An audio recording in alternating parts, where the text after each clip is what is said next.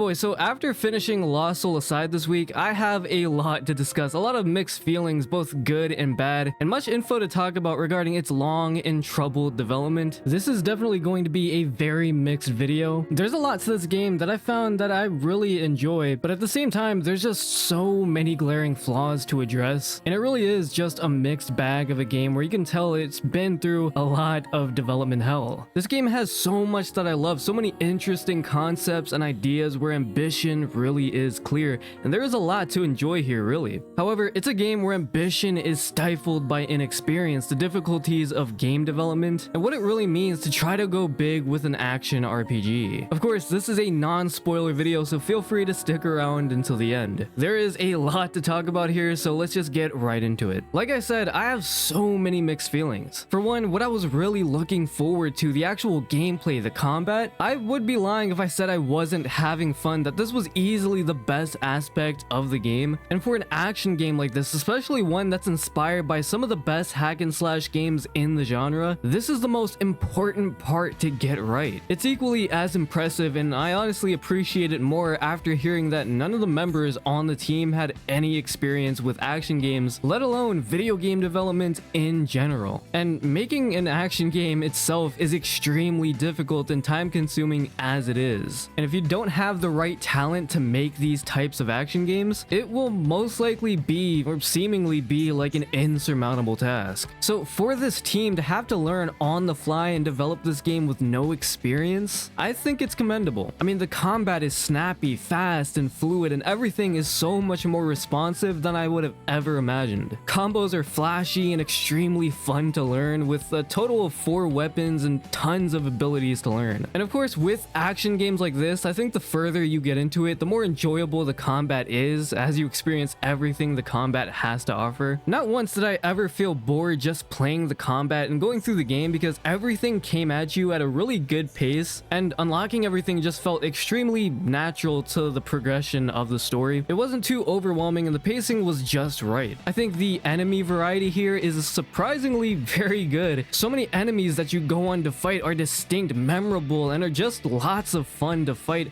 especially when it comes to bosses. Though I will say, fighting some bosses can just be extremely janky, and the enemy telegraphs can also feel unnecessarily annoying and poorly animated. Some bosses can border on having a bit too much health, especially early game when you have like pretty much nothing to damage the enemy with except for like maybe a couple combos and one weapon. And it doesn't help that even in early game, bosses have multiple overlapping health bars, and it can just take a lot of time. But as you progress, I think it gets a little better, especially when you get more weapons and abilities, more combos to mess around with. I mean, they really didn't fail in making an extremely fleshed out combat system that in many ways was exactly what I was looking for. However, what and I'm sure a lot of us have come to realize, is that it's not exactly the most polished in certain aspects. Sure, it's fast, fluid, responsive, and you can really have some fun coming up with some crazy combos, but it has a lot of rough edges. Like when you're hitting enemies, it really lacks that punch, that impact that action games should have. The sound effects are like getting hit markers in Call of Duty if those hit marker sounds were recorded with a wet towel. But if you remember, they weren't always like that. I mean, just check out this clip from the boss demo that released in 2021 and how much more prominent and unique the sound effects are.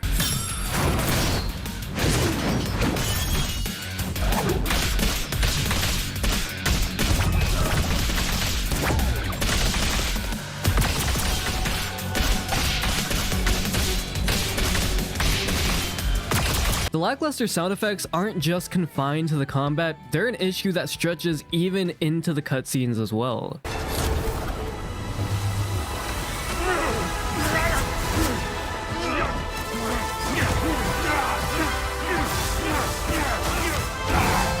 Besides that, visually, this is a pretty looking game, and you can really tell that the devs put that current gen hardware to work. The environments are genuinely jaw-dropping and unique. The different levels, the dimensions you'll be traveling to throughout the game, it really feels like you're in an alien world because the art direction just does not hold back. Every area has reasonable exploration, and given that the game is mostly linear levels, I would say it's designed in a way where you're able to go off on different paths and find find loot that you otherwise would have missed. Given that this is an RPG, you would hope that it would at least have that much. And when it comes to things like RPG elements, I mean, they are there, but they're definitely outshined by the hack and slash aspect of the game. The RPG aspect isn't particularly deep, but I personally also wasn't really expecting it to be. Like, you have your gear, your stats, levels, and skills to go after, and that's pretty much it. And I think that's very much fine, given that they didn't really market this game heavily on its RPG systems. I mean, I honestly forgot this was an RPG, and I was looking forward to the heavy action game elements instead, given how much the action combat itself was being marketed. And in that aspect, I pretty much got what I wanted, aside from some minor flaws, but overall, it's exactly what I expected. Now, probably the main source of a lot of people's disappointment has to come from the story and characters. Now, for an action game, you don't usually see the deepest, most profound story, but at the very least, you want one that can at least have you engaged enough alongside the gameplay. Like Devil May Cry, Bayonetta, Ninja Gaiden, I'm not gonna sit here and act like they're at the quality of something like Final Fantasy or Nier when it comes to their story, because I mean, with these types of games, that's not really their main focus, and that's completely okay. And the story of Lost Soul Aside is just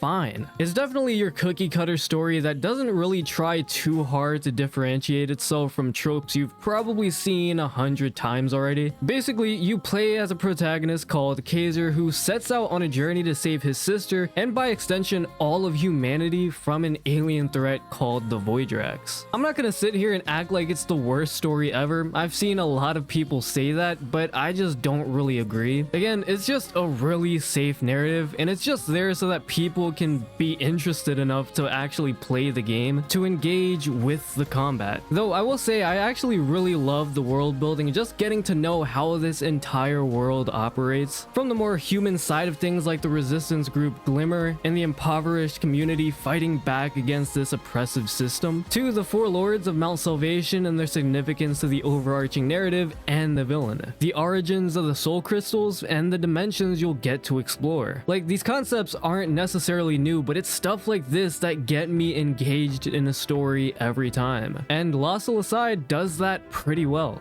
Now, I played this game in its native language, that being Chinese, but also having heard the Japanese as well, it's also really good. I think another thing that will either sour your experience or make it better is choosing the right voiceover. I played this game in its native language, that being Chinese, but you can also play it in Japanese, and it's also really good. I don't know what happened when it came to the English voice acting here, and no offense to these actors, of course, but I could definitely see why people were immediately turned off by this game, and I could see why it would affect their enjoyment of the story, because I mean, come on dude, look at this.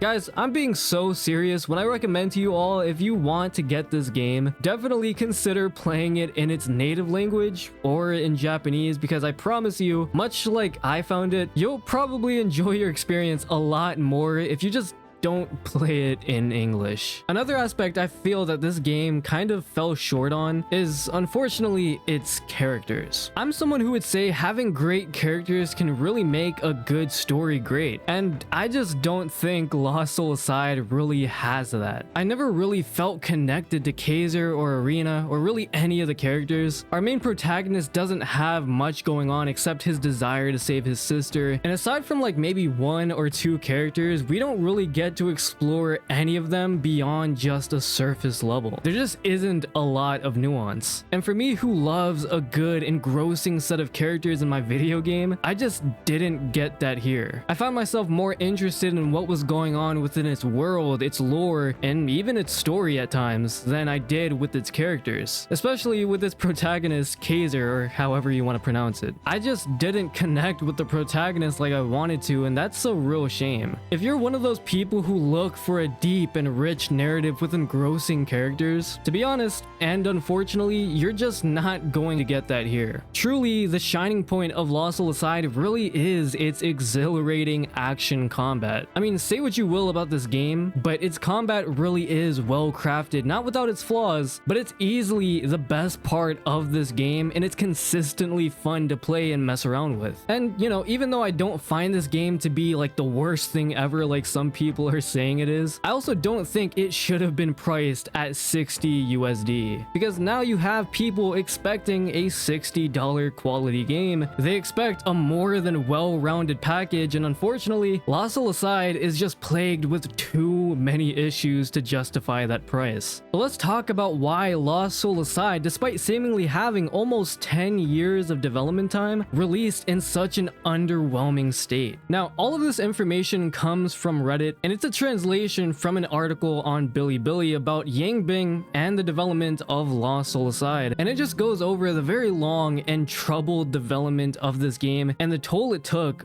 on Yangbing, the director. I'm just gonna try to summarize all of this so we're not just sitting here reading the entire post, because this is just a really lengthy timeline about what occurred during development. So within the span of 2014 to when he started his first prototype video to 2017, finally getting some support and funding from Sony, founding Ulti0 Games that would be the team behind Lost Soul Aside, and then in 2018 the game finally completing pre-production and going into full development. And so within the span of these 4 years, Yangbing taught himself the ins and outs of game development, advanced design, modeling, Unreal Engine, programming, game design. His prototype in 2014 gained so much traction that it caught the eye of multiple companies, including that of Sony. Of course, going with Sony because of its mainstream appeal and because it could get that game out to as many people as possible. And finally, being able to found his team, Ulti0 Games, and having the help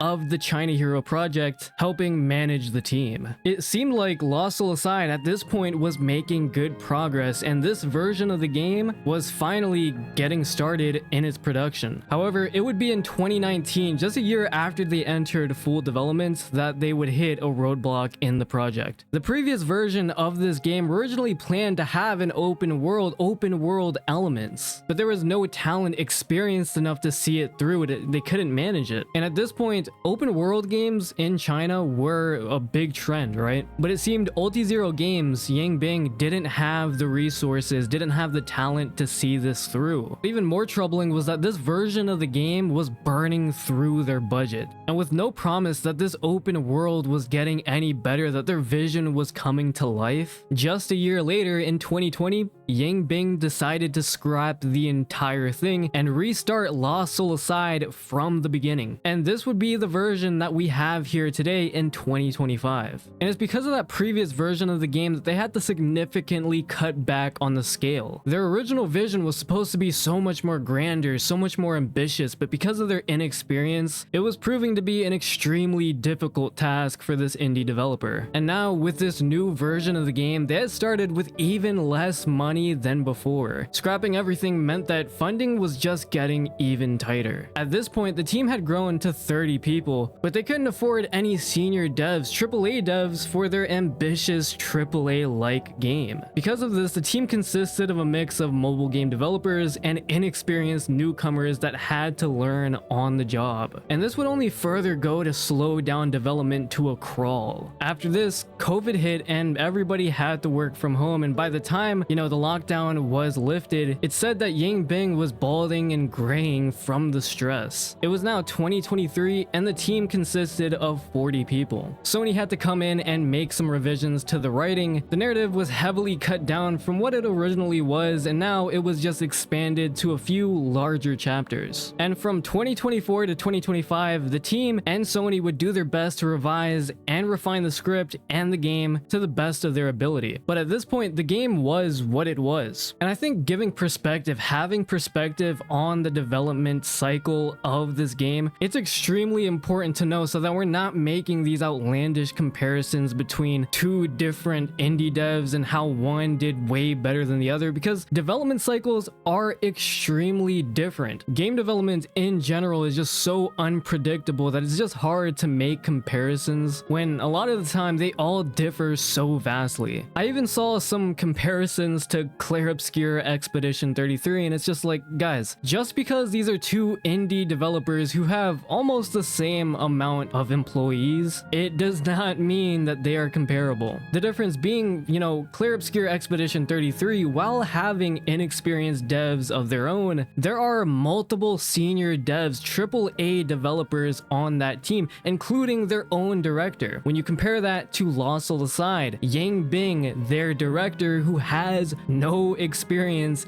in the video game space, right? No prior experience developing a game, let alone being the director and the founder of an entire studio. And that's not even mentioning that most of the developers on the Lost Soul Aside team don't have any experience at all making games. They're junior developers, and even the experienced employees only worked on things like mobile games and smaller, lesser known projects. And that is not even mentioning the action game that they're trying to develop. Guys, these types of action games aren't only extremely expensive to develop, they're also known to be notoriously hard in general. I mean, let's just put it into perspective, right? Even a big company like Square Enix, who's been struggling for years to come up with their own action game, with a good action game, had to literally go and poach a Capcom dev from Devil May Cry in order to find the right direction for Final Fantasy 16, because nobody in Square Enix had that type of talent. Creative Studio 3, the team behind Final Fantasy 16, was struggling to find the right type of combat, and every time they would try, it would just turn into something like Final Fantasy 15 or just a weird hybrid that just wasn't going anywhere. And because of that, they realized they had to hire somebody who knew how to make good action games that they were looking for. So it goes without saying that these types of action games are just extremely hard to make. When you take into account having to animate every single little move the character does, literally getting every animation perfect, making sure every single moveset and skill just chains together perfectly so that you can actually do combos, right? It's no wonder it's so expensive, so difficult to manage. And not even AAA developers, companies like Square Enix, can make an action game like this without the right person. So just put into perspective, just think how insurmountable a task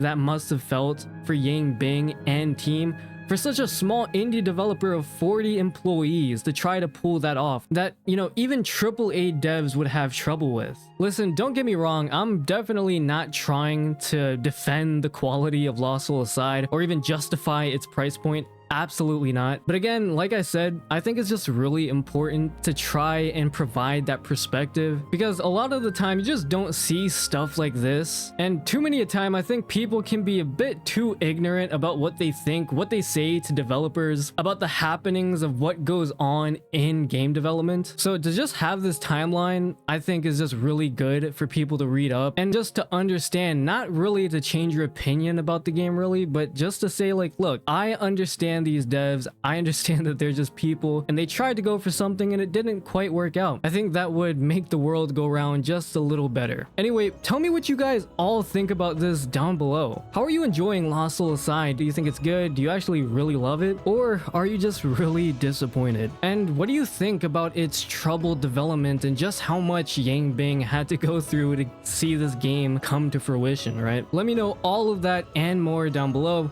and I will catch you guys in the next one.